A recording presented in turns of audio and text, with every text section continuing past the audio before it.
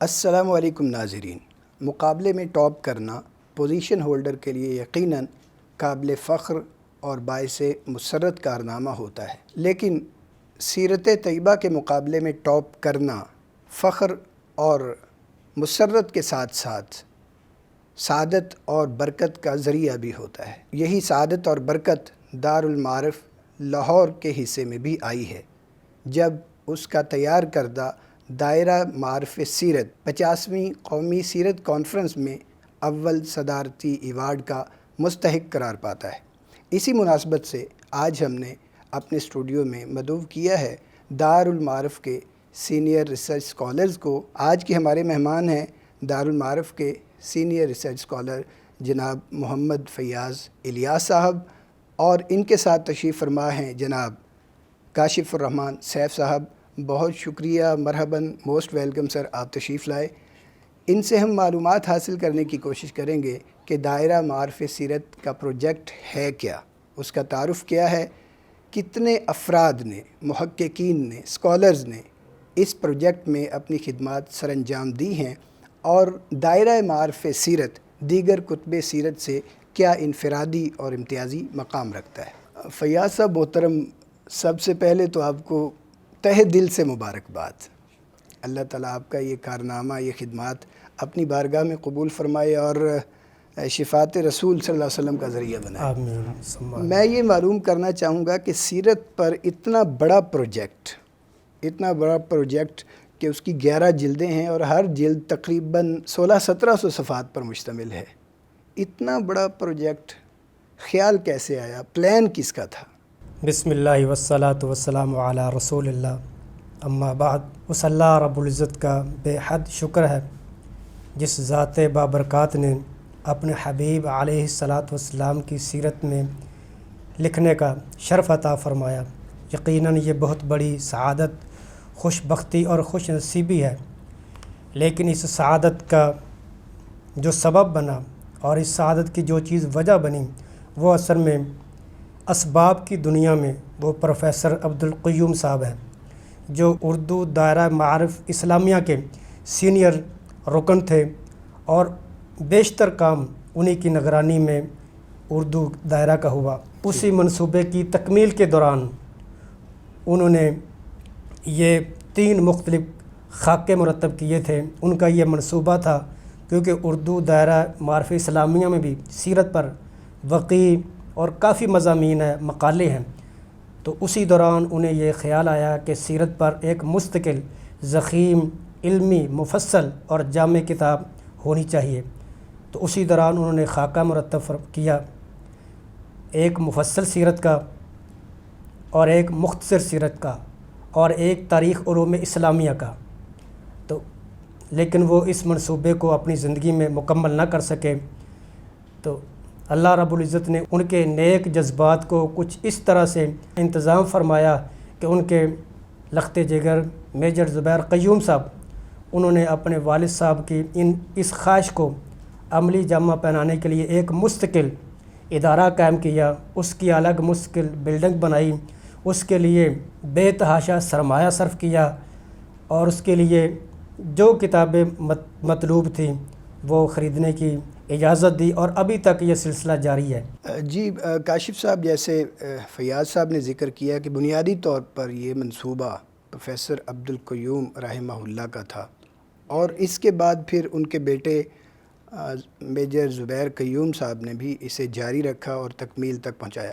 میں آپ سے معلومات لینا چاہوں گا پروفیسر صاحب کی شخصیت اور خدمات کیا تھیں، اور پھر ان کے جو لائق فرزند ہیں میجر زبیر صاحب، وہ اپنے والد صاحب کے جانشین کس حیثیت میں واقع ہوئے ہیں، یا ان کی جو خدمات حسنہ تھیں ان کو لے کر کس طور سے چل رہے؟ جی، پروفیسر عبدالقیوم ایک بڑی نامور علمی شخصیت ہیں، ان کا علمی گھرانے سے تعلق ہے۔ ان کے والد محترم میاں منشی فضل الدین، وہ بھی ایک صاحب علم تھے اور اہل علم کے قدردان بھی تھے۔ تو اصل میں یہ کشمیری فیملی سے تعلق رکھتے ہیں، بٹ فیملی سے ان کا تعلق ہے۔ تو پروفیسر صاحب کے آباء و اجداد پہلے وقتوں میں لاہور تشریف لے آئے، موچی دروازہ میں ان کی رہائش تھی۔ تو یہیں سے انہوں نے اپنے علم کا، تدریس کا، تحقیق کا آغاز کیا۔ سب سے پہلے جب انہوں نے 1936 میں ایم اے عربی کیا تو پروفیسر ڈاکٹر محمد شفیع صاحب، جو پروفیسر صاحب کے استاد تھے، ان کی زیر نگرانی میکلوڈ اسکالرشپ کے تحت انہوں نے لسان العرب کا اشاریہ مرتب کیا۔ یقیناً یہ ایک بہت علمی اور وسیع کاوش تھی جو 4 جلدوں میں شائع ہوئی۔ اور اسی طرح پروفیسر صاحب مختلف کالجز میں تدریس کرتے رہے۔ تقسیم ہند سے پہلے Zamindara college Gujrat, government college Ludhiana, government college Hoshiarpur, اور تقسیم ہند کے بعد پنجاب یونیورسٹی لاہور اور اورینٹل کالج لاہور، جو پنجاب یونیورسٹی کا ہی ایک ادارہ ہے، اس میں اعزازی طور پر تدریس کرتے رہے۔ تو اس کے بعد جب ریٹائرمنٹ کے بعد اردو دائرہ معارف اسلامیہ، یہ پنجاب یونیورسٹی کا ایک تحقیقی شعبہ ہے جس کے موجد اور بانی ڈاکٹر مولوی محمد شفیع رحمہ اللہ ہیں، تو ان کے حکم پر پروفیسر صاحب نے وہ ادارہ جوائن کر لیا جس کے تحت 24 جلدوں میں اردو دائرہ معارف اسلامیہ مکمل ہوا ہے۔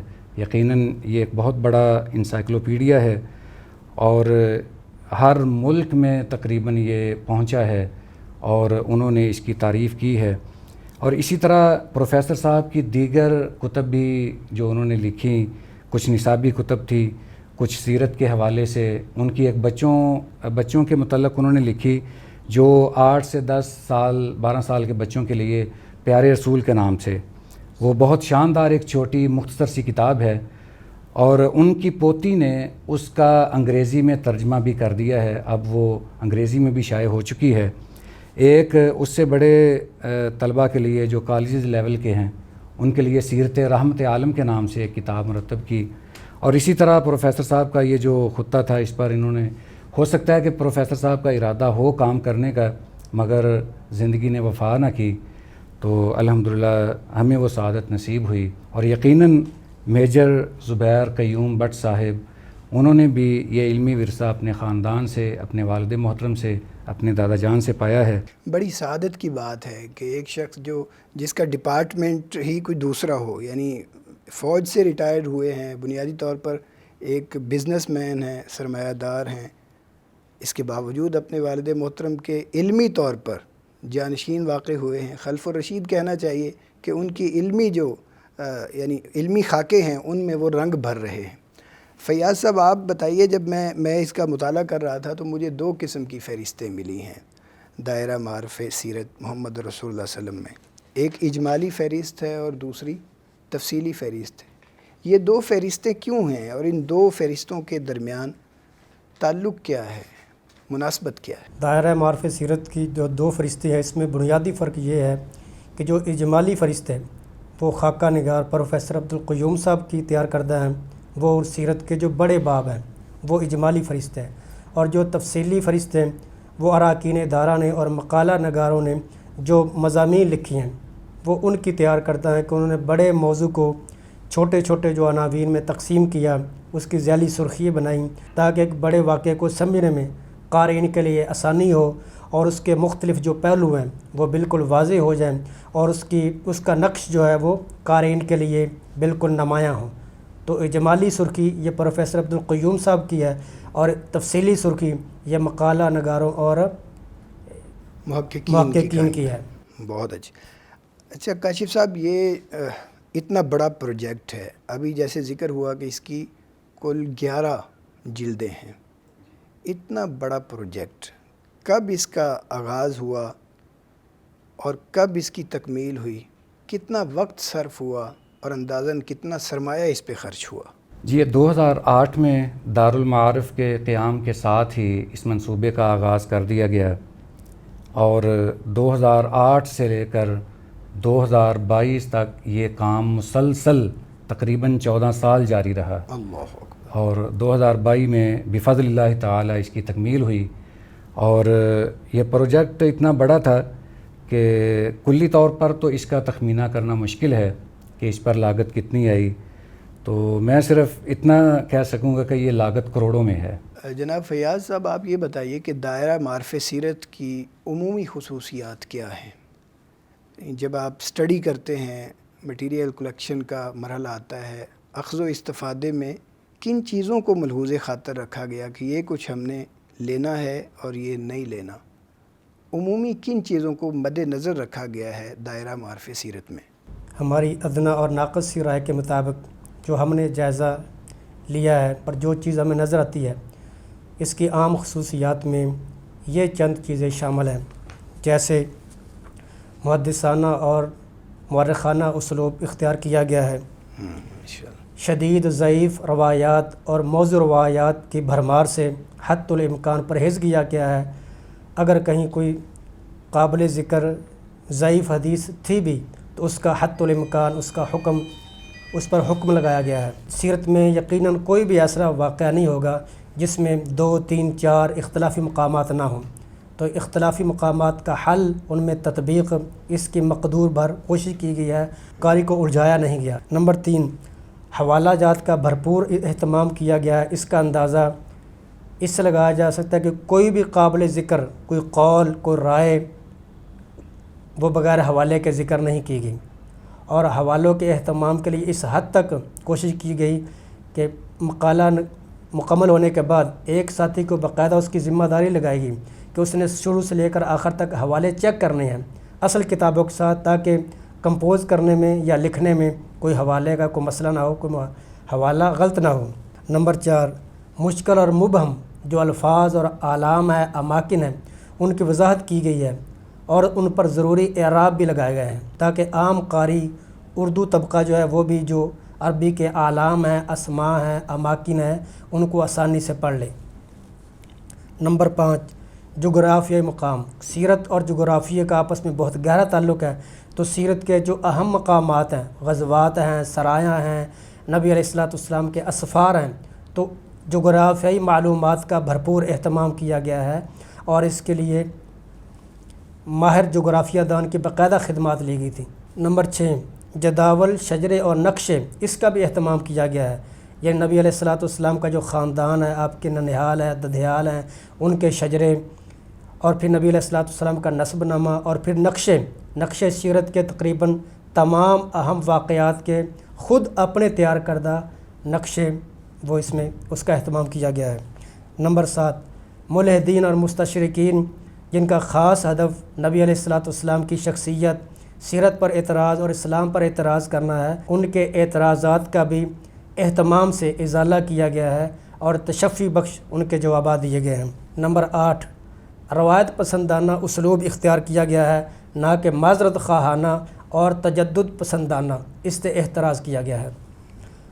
نمبر 9، علمی، تحقیقی، سلیس، عام فہم اسلوب اختیار کیا گیا ہے اسلوب تحریر میں، تاکہ عام قاری بھی اسے خود سمجھ سکے، بذات خود استفادہ کر سکے اور اسے کسی تفہیم کے لیے کسی دوسرے کی ضرورت نہ پڑے۔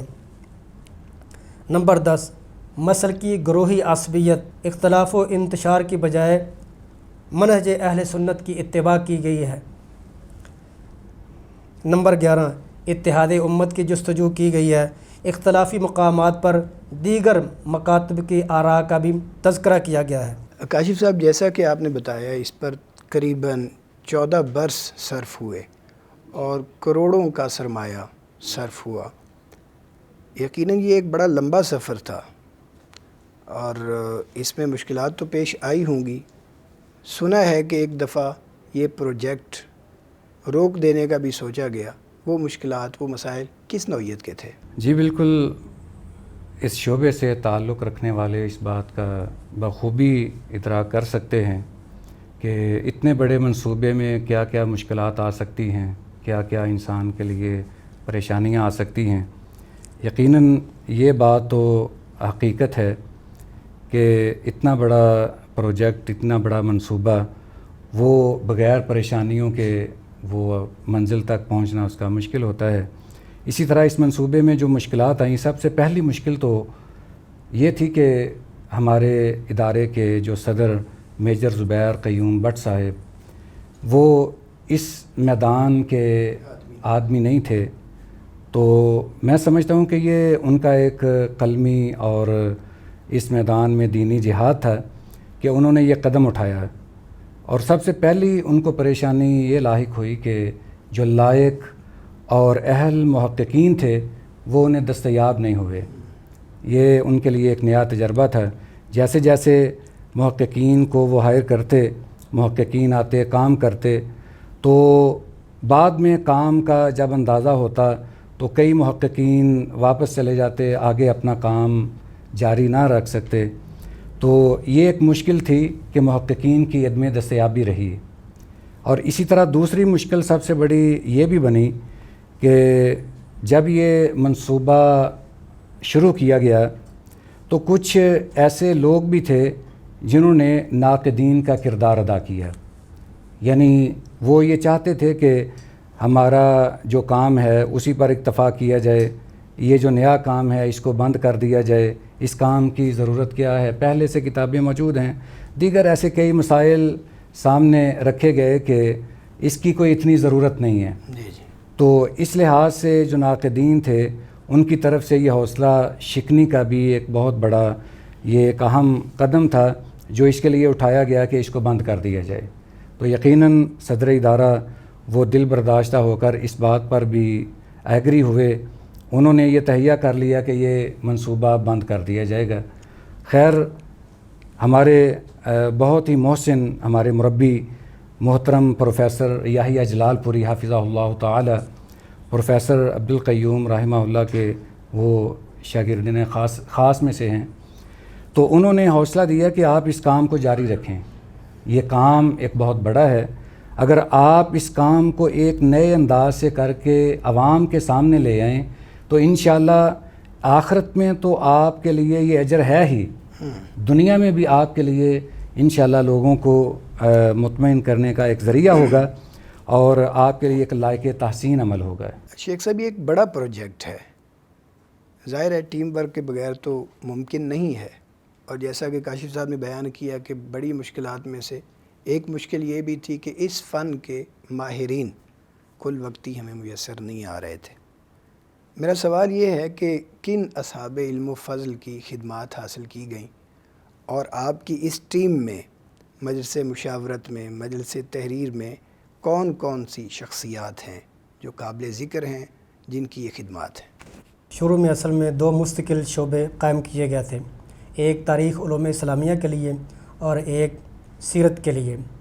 ان کے الگ الگ اراکین تھے اور ان کے الگ الگ ذمہ داران تھے۔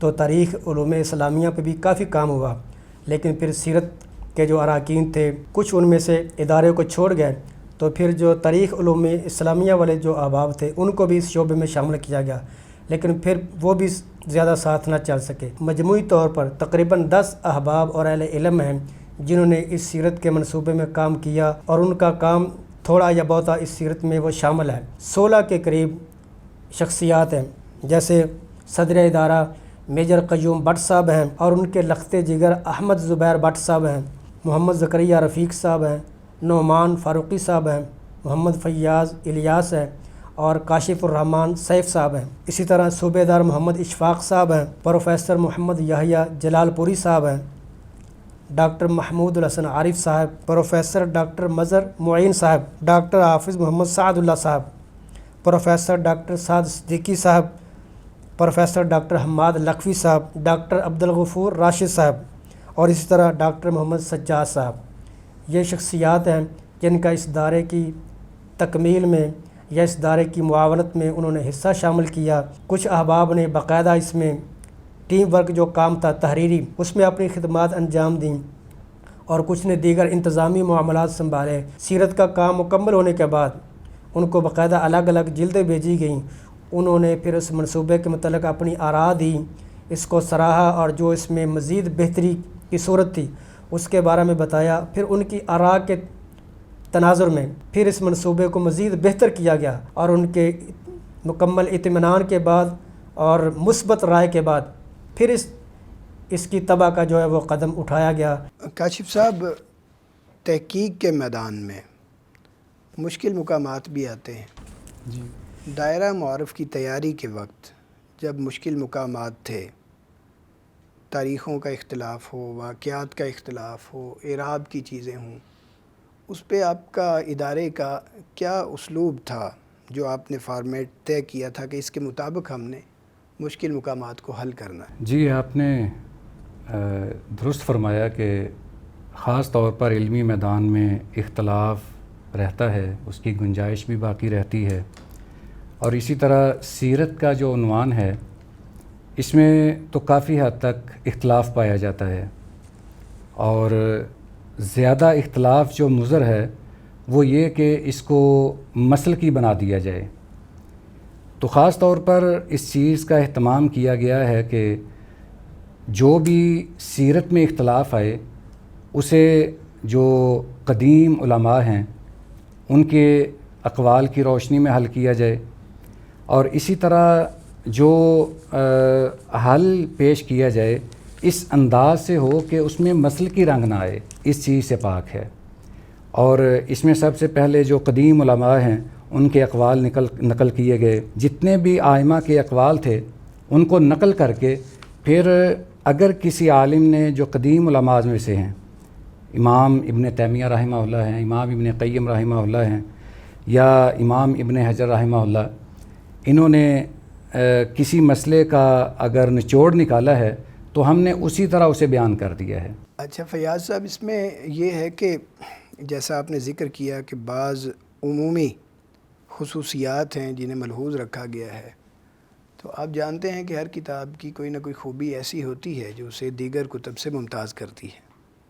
دائرہ معارف سیرت کے امتیازی اوصاف کیا ہیں جو اسے دیگر کتب سیرت سے نمایاں کرتے ہوں، ممتاز کرتے ہوں؟ یقیناً کسی بھی فن میں کوئی نئی کاوش، کوئی نئی تصنیف، کوئی نیا منصوبہ، اس کا مقصد سب سے پہلے یہی ہوتا ہے اور ہونا چاہیے کہ قارئین کے لیے، اہل علم کے لیے کوئی نئی چیز پیش کی جائے۔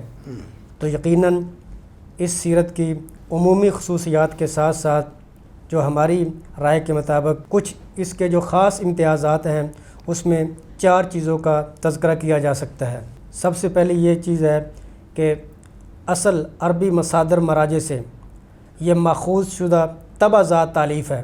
صحیح۔ اور مصادر مراجع، اصلی مصادر مراجع کے اہتمام کا اندازہ اس سے لگایا جا سکتا ہے کہ آخری 11ویں جلد میں تمام مصادر اور مراجع کی فہرست دی گئی ہے، اور جو 500 کے قریب ہیں۔ دوسری اس کی امتیازی خوبی اس کی جامعیت اور ندرت ہے، یعنی لازمی چیز ہے یہ تفصیلی اور ایک مفصل اور ایک ضخیم سیرت پہ کتاب ہے 11 جلدوں میں، تو اس میں ایسے واقعات جو دیگر کتب سیرت میں یا تو وہ تھے لیکن وہ کم تھے، مختصر تھے، تو اس میں ان کی تفصیل دی گئی ہے، یعنی ہر واقعے کے تمام جزیات کو تفصیل سے اصل مصادر مراجع سے لے کر ان کی تکمیل کی گئی ہے۔ اور کچھ ایسے بھی اس میں ابواب ہوں گی جو بالکل نادر ہیں اور دیگر کتابوں میں وہ تھے ہی نہیں، جیسے نبی علیہ السلام کا سفر یمن ہے، یہ عام عربی اور سیرت کی کتب میں اس کا عام طور پر تذکرہ تک نہیں ملتا۔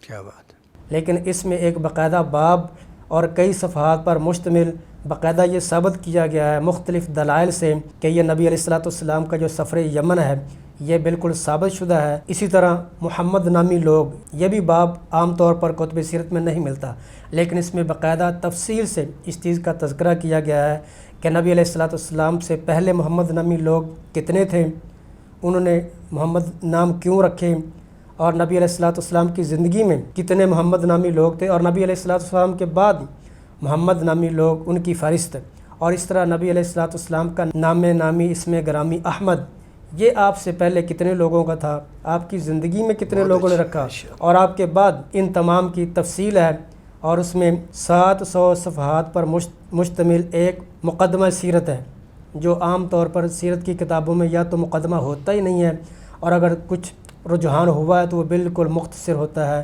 لیکن اس میں ایک مستقل جلد مقدمہ کی ہے جس میں اصولی، فنی، منہجی اور تحقیقی موضوعات پر بحث کی گئی ہے، اور ان سب کا بلا واسطہ سیرت سے تعلق ہے۔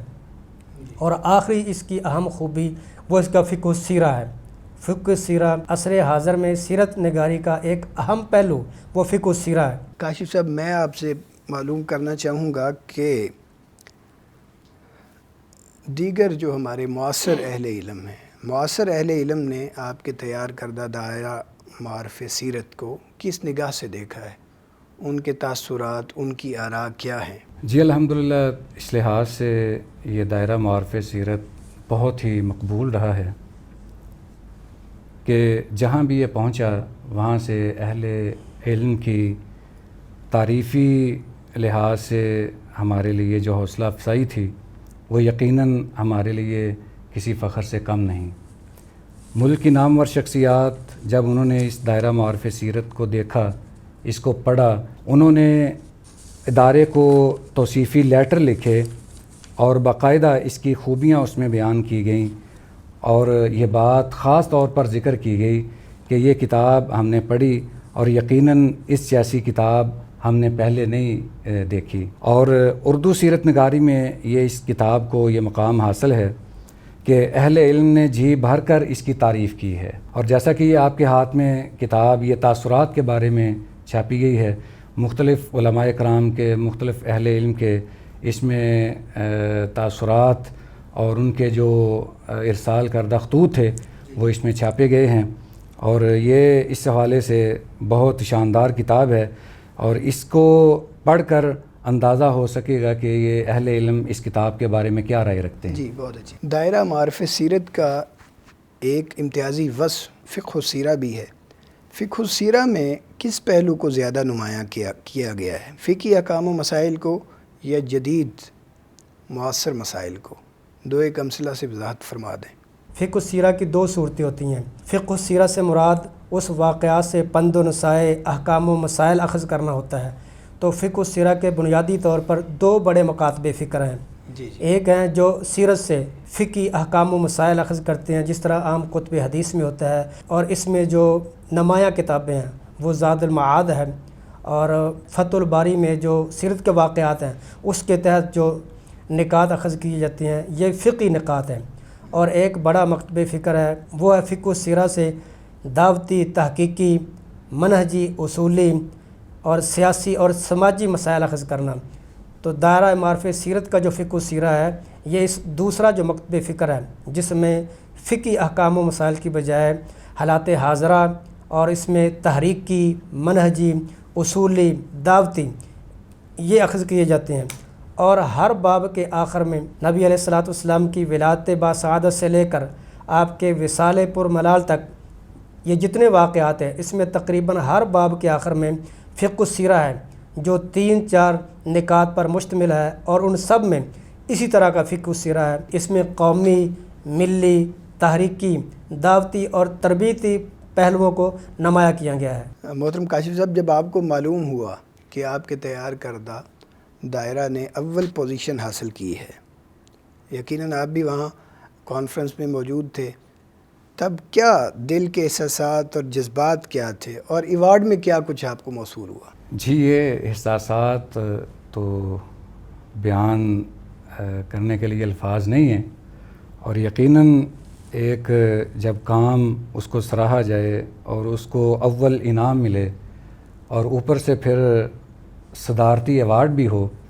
تو اس دل کی کیفیت شاید وہی جان سکتا ہے کہ جنہوں نے یہ کام کیا یا جو اس سے تعلق رکھتے تھے یا جنہوں نے وہ منظر دیکھا۔ اور یقیناً وہ خوشی ایسی ہے کہ جب بھی وہ منظر آنکھوں کے سامنے آتا ہے تو روح کو تازگی مل جاتی ہے، اور میں یہ سمجھتا ہوں کہ ہو سکتا ہے کہ جب تک زندگی ہے وہ اس کے اثرات، اس کی جو خوشی ہے وہ کبھی ہم بھول نہ پائیں۔ اسی طرح جو وہاں انعام سے ہمیں نوازا گیا، ایک سرٹیفکیٹ کی صورت میں سند دی گئی ہے جو ادارے کے لیے ہے، اور ادارے کے صدر محترم جناب میجر زبیر قیوم بٹ صاحب، ان کے نام انہوں نے وہ سند جاری کی ہے۔ اس کے علاوہ ایک ایوارڈ ہے، شیلڈ ملی ہے، اور اس کے ساتھ ساتھ کچھ نقدی رقم بھی انہوں نے دی ہے، تقریباً 1,75,000 روپیہ پہلا انعام تھا۔ الحمدللہ ہم اس سے بھی مستفید ہوئے ہیں، اور سب سے بڑی بات یہ کہ اس کتاب کے لیے اول انعام کا جو لفظ ہے ہمارے لیے وہی بڑی سعادت کی بات ہے۔ جیسا کہ آپ نے ذکر کیا فیاض صاحب، دائرہ کی مکمل ایک جلد مقدمے پر مشتمل ہے، کتاب کا اس قدر ضخیم مقدمہ، اس میں کیا بیان کیا گیا ہے؟ مقدمہ اصل میں کسی بھی فن یا کتاب کا اصولی، علمی، منہجی، تحقیقی جائزہ ہوتا ہے۔ تو مقدمہ سیرت بھی یہ اصل میں پہلے علوم پر مقدمے تھے، جس طرح مقدمہ ابن خلدون، مقدمہ ابن صلاح، حافظ ابن حجر رحمۃ اللہ علیہ کا فتح الباری پہ جو مقدمہ ہے، تو اسی طرح جو ہمارے محترم صدر ادارہ ہیں ان کی یہ خواہش تھی کہ سیرت پر بھی جس طرح ہمارا سیرت کا منصوبہ بڑا ہے، اس طرح ہم مقدمہ بھی اس طرح لکھے جو اس فن میں بہترین ثابت ہو۔ جس طرح دیگر علوم پر مقدمے اپنے فن میں بہترین ہیں، اس طرح سیرت پر ہمارا مقدمہ بھی ایک شاندار ہو۔ سیرت پر مقدمے بعد دیگر اہل علم نے بھی لکھے ہیں، جس طرح مولانا شبلی نعمانی صاحب ہیں، اکرم ضیاء عمری صاحب ہیں، رزق اللہ مہدی صاحب ہیں، اور دارالسلام کا بھی سیرت پہ مقدمہ ہے۔ لیکن ہم نے ان تمام سے استفادہ کرتے ہوئے سیرت پہ ایک ایسا مقدمہ لکھنے کا منصوبہ بنایا جس میں یہ تمام چیزیں آ جائیں اور اس میں مزید کچھ نئی چیزیں بھی ہوں۔ اس مقدمہ سیرت کے 700 صفحات ہیں، جس کے 26 ابواب ہیں، اور 26 ابواب کے پھر ذیلی بھی سرخی ہیں۔ ان تمام ابواب میں سیرت کے متعلق وقی، علمی، تحقیقی، منہجی اور اصولی امور کو زیر بحث لایا گیا ہے۔ جس طرح سیرت کی تاریخ، 14 صدیوں کا جائزہ سیرت، سیرت کے اہم مکاتب فکر اور سیرت کے جدید رجحانات، یہ اس مقدمے کے نمایاں پہلو ہیں، اور دیگر جو اس کی ذیلی سرخیاں ہیں وہ بھی فکری، منہجی اور تحقیقی قسم کی ہیں۔ کاشف صاحب، اردو زبان و ادب میں سیرت پر بڑا وسیع کام ہوا ہے۔ ایک صاحب کی کتاب 5 7 ایون کہ 10 جلدوں پر مشتمل ہے۔ تو آپ کے دائرے کا اگر موازنہ کیا جائے باقی ضخیم کتب سیرت سے، تو آپ اسے کس نظر سے دیکھیں گے؟ کیا موازنہ کریں گے؟ جی بالکل، آپ نے بجا فرمایا کہ پہلے سے کتب موجود تھیں اور کئی جلدوں پر مشتمل تھیں، جیسا کہ پیر کرم شاہ ازری ان کی ضیاء النبی ہے، اور علامہ شبلی نعمانی کی سیرت النبی ہے۔ اگرچہ اس میں سے ان کی 2 جلدیں ہیں، باقی سید سلیمان ندوی رحمہ اللہ نے مکمل کی ہے، تو یقیناً وہ بھی اردو ادب میں سیرت کا ایک بہت بڑا کام ہے۔ اسی طرح ڈاکٹر طاہر القادری صاحب کی سیرت پر کتاب ہے، سیرت الرسول، اور مولانا عبدالرؤف دانہ پوری صاحب کی کتاب ہے، مولانا ادریس کاندلوی صاحب کی کتاب ہے۔ اگرچہ یہ کتابیں موجود ہیں، مگر جو اس کتاب میں آپ کو یہ فرق محسوس ہوگا، سب سے پہلی بات تو یہ کہ ہر بات حوالے سے کی گئی ہے، کسی بھی بات کو بغیر حوالے کے درج نہیں کیا گیا۔ صحیح۔ اور دوسرا یہ کہ فقہ و سیرہ یہ ان کتب میں کسی میں بھی نہیں ہے۔ جی صحیح۔ پہلی جتنی بھی اردو میں کتب لکھی گئی ہیں ان میں باقاعدہ طور پر اس طرح فقہ و سیرہ نہیں لکھا گیا، تو ہماری کتاب کی یہ بھی ایک بہت بڑی خصوصیت ہے۔ ہو سکتا ہے کہ اور دوسری کوئی کتاب اس کا اس لحاظ سے مقابلہ نہ کر سکے، اور جدید اردو کو ہم نے فوقیت دی ہے، اس کو سامنے رکھا ہے، اور متروک الفاظ کو چھوڑا ہے۔ ہر جملے کا شروع ہونا، اس کا ختم ہونا، صفحے کا شروع ہونا، صفحے کا ختم ہونا، باب کا شروع ہونا، یہ بھی ایک خاص امتیاز اس کتاب میں ہے جو اکثر کتب میں نظر نہیں آتا ہے۔ آخری 2 جلدیں، جلد نمبر 10 اور جلد نمبر 11 متعلقات سیرت پر مشتمل ہے۔ متعلقات سیرت سے آپ کیا مراد لیتے ہیں، اور متعلقات سیرت کی دونوں جلدیں کن امور پر مشتمل ہیں؟ متعلقات سیرت کی مشمولات کیا ہے؟ متعلقات سیرت سے پہلے اصل میں جتنی سیرت ہے وہ زمانی ہے، یعنی نبی علیہ السلام کی ولادت باسعادت سے لے کر آپ کے وصال تک وہ تمام زمانی سیرت ہے جس طرح عام طور پہ ہوتی ہے۔ لیکن متعلقات سیرت میں جو سیرت کے متعلق خاص موضوع تھے ان کو سیرت کی روشنی میں، احادیث کی روشنی میں اس کو علمی انداز میں تحریر کیا گیا ہے۔ پہلے وہ ایک طرح سے موضوعاتی سیرت ہے، یعنی متعلقات سیرت وہ ایک طرح سے موضوعاتی سیرت ہے، جس طرح اسوہ کامل اور انسان کامل سیرت ہے، یعنی اس میں زمانی ترتیب کی بجائے یعنی مختلف موضوعات پر نبی علیہ السلام کی تعلیمات کی روشنی میں مختلف موضوعات کو مرتب کیا گیا ہے۔ تو ایک طرح سے اس کا بھی سیرت سے ہی تعلق ہے، یعنی نبی علیہ الصلوۃ والسلام کی تعلیمات کی روشنی میں ان موضوعات کو لکھا گیا ہے۔ دائرہ معارف سیرت کے جو متعلقات سیرت ہیں، اس میں نبی علیہ الصلوۃ والسلام کے متعلق ہی موضوع ہیں، جیسے آپ کے خصائل، آپ کے معجزات، آپ کی عادات اور نبی علیہ الصلوۃ والسلام کی معمولات، اور آپ کو حکم تسلیم کرنا، نبی علیہ الصلوۃ والسلام کی مخالفت کا حکم، اور اس طرح میانہ روی، نبی علیہ الصلوۃ والسلام کی ازواج اور آپ کی اولاد، اسی طرح آپ سے منسوب دیگر اشیاء۔ تو متعلقات سیرت یہ اصل میں موضوعاتی سیرت کے چند عناوین ہیں جس کو سیرت کی روشنی میں مرتب کیا گیا ہے۔ دائرہ معارف سیرت کہاں سے مل سکے گا؟ اس کے ناشر، اس کے ڈسٹریبیوٹر کون ہیں؟ اس کی قیمت کیا ہے؟ اور کیا تعلیمی تحقیقی اداروں کے لیے، لائبریریوں کے لیے، ریسرچ اسکالرز کے لیے خصوصی ڈسکاؤنٹ بھی موجود ہے؟ اس کا بھی آفر ہے؟ اس کے ناشر بزم اقبال ادارہ ہے جو کہ ایک حکومتی سرکردگی میں وہ کام کر رہا ہے۔ یقیناً یہ کتاب اس ادارے کے لیے بھی بہت بڑی سعادت ہے کہ بزم اقبال نے اس کو نشر کیا ہے، شائع کیا ہے۔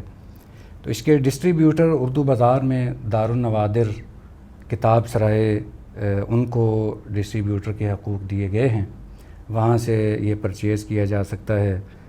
اور شروع میں ڈسٹریبیوٹر کی مشاورت سے اس کی جو قیمت طے کی گئی وہ 25,000 روپیہ تھی، اور اس میں جو مارکیٹ کے ڈسکاؤنٹ کے حوالے سے جو قواعد و ضوابط ہوتے ہیں اس میں کچھ % ڈسکاؤنٹ کے حساب سے یہ 17,500 میں ملتا رہا ہے۔ تو صدر ادارہ نے یہ بات محسوس کی کہ شاید یہ ہر قاری کے لیے قیمت دینا آسان نہ ہو، تو الحمدللہ اس وقت اس کی قیمت 12,500 روپیہ ہے۔ نیا ایڈیشن اس کا جلد مارکیٹ میں آنے والا ہے، امید ہے کہ شاید اس میں مزید قیمت اس کی کم ہو۔ یہ ایک بڑا پروجیکٹ تھا سیرت کا جو اللہ کے فضل سے اور آپ محققین کی محنت شاقہ سے پایہ تکمیل تک پہنچا۔ دارالمعارف مستقبل میں کیا پلان رکھتا ہے؟ مستقبل میں کوئی اس طرح کا بڑا پروجیکٹ زیر غور ہے؟ اگر ہے تو کون سا ہے اور اس پر کیا کام آپ نے شروع کیا ہے؟ پروفیسر عبدالقیوم صاحب نے جو 3 خاکے تیار کیے تھے، ایک سیرت کا مفصل اور ایک مختصر اور ایک تاریخ علوم اسلامیہ، تو ان 2 پہ کام تو مکمل ہو چکا ہے۔ مفصل سیرت پہ یہ دائرہ معارف سیرت 11 جلدوں میں تیار ہو چکا ہے۔ تو جو ان کا مختصر سیرت کا خاکہ تھا اس پر 2 جلدوں میں ایک طبع ذات الگ تصنیف وہ تیار ہو چکی ہے اور وہ طباعت کے مراحل میں ہے۔ اس کے بعد 1 جلد میں سیرت، وہ بھی تقریباً اس کی تصنیف مکمل ہو چکی ہے اور دیگر مراحل ابھی باقی ہیں۔ تو اس کے بعد جو تاریخ علوم اسلامیہ جو تیسرا ان کا خاکہ تھا، جو تیسرا پروفیسر عبدالقیوم صاحب کا منصوبہ تھا، اس پہ تقریباً 1200 صفحات پہلے تحریر ہو چکے ہیں۔ تو دیگر تمام جو تصنیفی تالیفی کام ہے وہ مکمل کرنے کے بعد پھر اس تاریخ علوم اسلامیہ کو باقاعدہ طور پر شروع کیا جائے گا، اور اس کے لیے باقاعدہ وسیع پیمانے پر بہت زیادہ کتب بھی خریدی جا رہی ہیں۔ باقاعدہ دیگر تصنیفی امور مکمل ہونے کے بعد پھر باقاعدہ مستقل طور پر جو تاریخ علوم اسلامیہ کا منصوبہ ہے اس پر کام کیا جائے گا، اور وہ بھی تقریباً 15 علوم پر، تقریباً ہر علم پر ایک مستقل ایک جلد ہوگی، اور اس کا بھی کام انشاءاللہ کوشش ہے کہ اس طرح کا ہو کہ وہ بھی سیرت کے منصوبے کی طرح وہ بھی ہر لحاظ سے اہل علم کے ہاں مقبول ہو، اور وہ دائرہ معارف سیرت کی طرح وہ بھی ایک کہہ لیں کہ تحقیقی، علمی اور قابل ذکر منصوبہ ہو۔ ناظرین، پروگرام آپ نے سنا، یقیناً آپ کو پسند آیا ہوگا۔ میں شکریہ ادا کروں گا جناب فیاض الیاس صاحب کا، کاشف الرحمان سیف صاحب کا، کہ آپ نے اپنی گوناگو مصروفیات میں سے وقت نکالا اور ہمارے یہاں تشریف لائے۔ ہم دعا گو ہیں کہ دارالمعارف کے جو مستقبل کے منصوبہ جات ہیں علمی اور تحقیقی، وہ خیر و برکت کے ساتھ مکمل ہوں اور ادارے کی نیک نامی کا باعث بنے، پروفیسر صاحب کے لیے خصوصی طور پر صدقہ جاریہ بنے۔ اور آپ سے گزارش ہے کہ آپ دائرہ معارف خریدیں، اس کا مطالعہ کریں، اپنی لائبریریوں کی زینت بنائیں، اسے گفٹ کریں، اسے ڈونیٹ کریں تاکہ سیرت کا پیغام حاصل کر کے سیرت سے روشنی پا کر ہم دنیا اور آخرت میں کامیاب ہو سکیں۔ اجازت دیجیے، اللہ حافظ۔